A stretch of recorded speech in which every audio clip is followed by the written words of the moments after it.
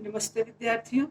हम लोग रचना खंड में संवाद लेखन पढ़ रहे हैं, जिसमें संवाद के बारे में पढ़े। संवाद क्या है और संवाद में किन किन बातों का ध्यान रखा जाता है। संवाद एक बार फिर से देख लें। दो या दो से अधिक, लेकिन परीक्षा में जब भी पूछे जाएंगे दो व्यक्तियों के बीच ही संवाद पूछा जाएगा, लेकिन ये दो से अधिक व्यक्तियों के बीच भी हो सकता है। तो दो व्यक्तियों के बीच जो बातचीत होती है उसको संवाद कहा जाता है। दो व्यक्तियों के बीच जो बातचीत हुई उसे ही वार्तालाप या संवाद कहा जाता है। और जब उस बातचीत को हम लिखते हैं, लिखित रूप देते हैं, तब उसको संवाद लेखन कहा जाता है। अंग्रेजी में इसे डायलॉग कहा जाता है। इसकी भूमिका बहुत बड़ी है। बिना डायलॉग के कोई बात आगे नहीं बढ़ती है। हम टीवी में जितने सीरियल देखते हैं सब में संवाद है, जो सिनेमा बनती है उसमें भी संवाद है। दो देश के बीच जब डेलीगेट्स की मीटिंग होती है तो वहाँ भी संवाद होती है। हर बात में संवाद। अब ये संवाद जितना प्रभावशाली होता है, सफलता उतनी अधिक मिलती है। कभी कभी आप सुनते होंगे कहते हुए कि कितना बढ़िया से अपने बात को रखा कि उसे मानना ही था। तो ये कौन पावरफुल यहाँ हुआ? वो प्रेजेंट करने की जो शैली हुई, संवाद करने के, चाहे वो मौखिक रूप से हो या लिखित रूप से हो, उसकी शैली इतनी प्रभावपूर्ण हुई कि जो अपोजिशन था, जो प्रतिपक्ष था, उसको सारी बातों को मानना ही पड़ा। इसी तरह से हम संवाद की विशेषता, दो तीन विशेषता पढ़े हैं। विशेषता तो 5-6 पढ़े हैं, लेकिन 3 बातें जो है जो निश्चित रूप से हमें ध्यान देना चाहिए वह है कि संवाद में जो विराम चिन्हों का प्रयोग बहुत सावधानी से करना चाहिए। विराम चिन्हों का प्रयोग सावधानी से करना चाहिए। दूसरी विशेषता, विषय से संबंधित होना चाहिए। विषय से संबंधित होना चाहिए। और तीसरी विशेषता, संवाद छोटे छोटे होने चाहिए। ये नहीं कि एक संवाद 4 लाइन का है, फिर दूसरा संवाद 6 लाइन का हो। अगर इन 3 प्रमुख बातों को हम ध्यान में रखेंगे तो निश्चित रूप से हमारा संवाद होगा वह प्रभावशाली होगा। तो हम संवाद के बारे में पढ़ चुके हैं। आज तो एक उदाहरण के एक संवाद लिखकर हम लोग इसको देखेंगे कि कैसे लिखा जाता है। अब यहाँ हम संवाद एक लिख रहे हैं, भ्रष्टाचार से संबंधित। भ्रष्टाचार से संबंधित दो व्यक्तियों या दो मित्रों, जो लिखे, दो व्यक्तियों के बातचीत को संवाद के रूप में लिखें। संवाद के रूप में लिखें। मान लीजिए ये क्वेश्चन आता है, क्वेश्चन तो 5 नंबर का ही रहेगा। अब इसको हमको संवाद के रूप में लिखना है। दो व्यक्ति, अगर क्वेश्चन पेपर में नाम दिया हुआ है तो वही दोनों नाम लेंगे, नहीं तो 2 नाम, मान लीजिए हम बना लेते हैं रोहित और नगेंद्र। दो मित्र हैं, दो व्यक्ति हैं जिसके बीच में भ्रष्टाचार से संबंधित बातचीत हो रही है, उसको हमें संवाद के रूप में लिखना है। तो पहला व्यक्ति रोहित,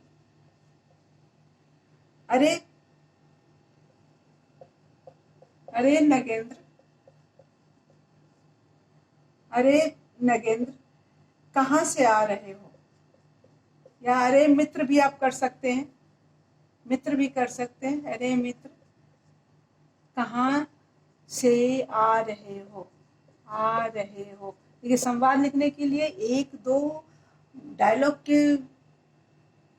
डायलॉग से कुछ भूमिका बनानी पड़ती है ताकि वो उस विषय वस्तु पर जाकर टिके। नगेंद्र, वे भूमिका है कि कहाँ से आ रहे हो। नगेंद्र कहता है, अरे क्या बताऊं, अरे क्या बताऊं,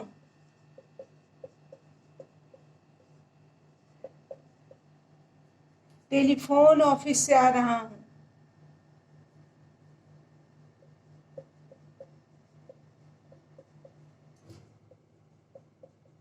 टेलीफोन ऑफिस से आ रहा हूं। फिर रोहित, इस तरह से डायलॉग आगे बढ़ेगा। रोहित, क्यों, क्या बात हो गई? क्यों, क्या बात हो गई?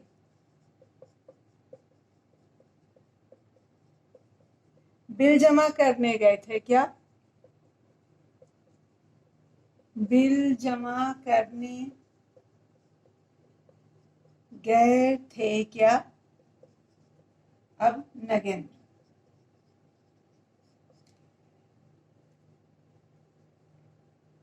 नहीं भाई, नहीं मित्र,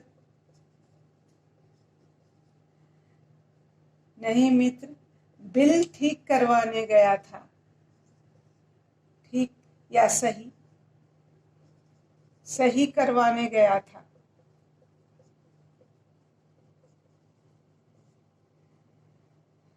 इस बार इस बार इस बार 5,000 का बिल आया है।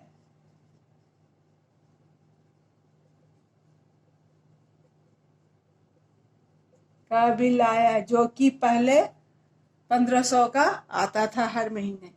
इस तरह से आगे ये संवाद बढ़ेगा। फिर रोहित कहेगा, क्या पिछले महीने भी परेशानी हुई थी? कहेगा कि नहीं। क्या पिछले महीने भी, रोहित, क्या पिछले महीने भी परेशानी हुई थी? नगेंद्र कहेगा नहीं। नगेंद्र कहेगा कि नहीं, ऐसा पहले कभी नहीं, ऐसा पहले कभी नहीं हुआ। फिर रोहित कहेगा, रोहित का डायलॉग होगा, क्या उन्होंने बिल ठीक कर दिया? फिर नगेंद्र कहेगा नहीं, इतनी आसानी से वे लोग बिल ठीक नहीं करेंगे। ऑफिस का क्लर्क 2,000 रुपए मांग रहा है ठीक करने के लिए। रोहित कहेगा कि ये तो ठीक बात नहीं है। नगेंद्र कहेगा, मुझे समझ में नहीं आ रहा है, मैं क्या करूं? फिर रोहित कहेगा कि तुम पैसे मत नहीं देना और किसी इन्वेस्टिगेशन टीम को इसकी जानकारी दे दो। फिर नगेंद्र कहेगा, क्या ऐसा करने से समस्या का समाधान हो जाएगा? रोहित कहेगा, तुम करके तो देखो। और इस तरह से कहेगा, ठीक है। नगेंद्र फिर रोहित को धन्यवाद कहेगा। तो इस तरह से हम डायलॉग लिखेंगे। और किसी भी विषय से संबंधित जब डायलॉग आएगा तो हमें इस तरह से उसको स्टेप बाय एक स्टेप करके आगे बढ़ाना होगा। तो 2-3 बात ध्यान हम लोग इसमें, भ्रष्टाचार से संबंधित। अब इस दूसरा विषय भी हो सकता है, महंगाई हो सकती है, महंगाई हो सकती है। तो ये तो आम लोगों के बीच की बातचीत है, दो लोग। अब मान लीजिए 10th का एग्जाम देने के बाद या 8th से पास होने के बाद हिंदी और संस्कृत के चयन को लेकर, हिंदी और संस्कृत विषय के चयन को लेकर, अगर चयन को लेकर पिता पिता पिता और पुत्र या पिता और पुत्री के बीच अगर बातचीत को संवाद के रूप में लिखना है तो इसको भी इसी तरह से हम लिखेंगे। इसको हम शुरू करेंगे पुत्र से, पुत्र या पुत्री, जिससे भी शुरू करें। पुत्र कहेगा, पिताजी 9th क्लास में मैं हिंदी, या पिता से भी शुरू कर सकते हैं। पुत्र रमेश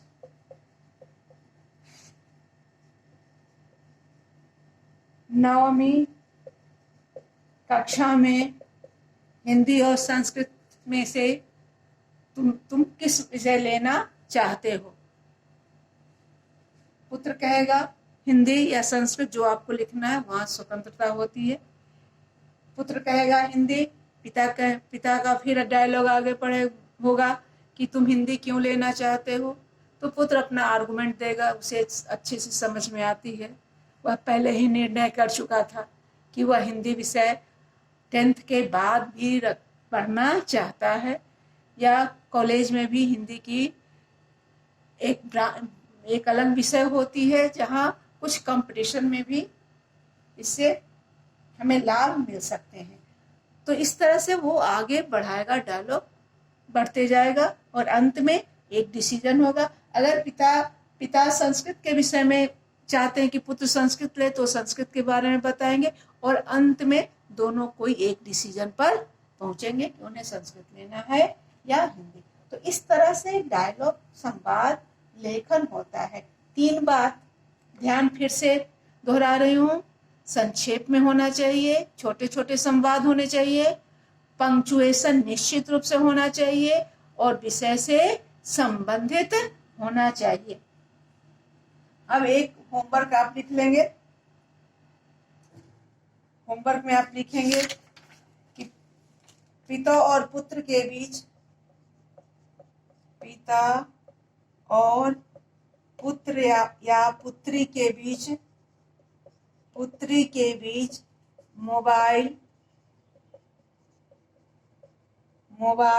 फोन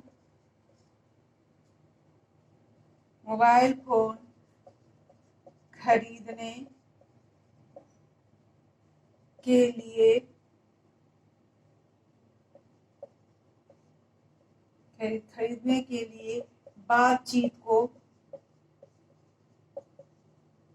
बातचीत को संवाद के रूप में लिखें। इसे एक कक्षा कार्य है, उसे कर लेंगे और फिर एक गृह कार्य के रूप में इसको पूरा कर लेंगे। ठीक है बच्चों, धन्यवाद।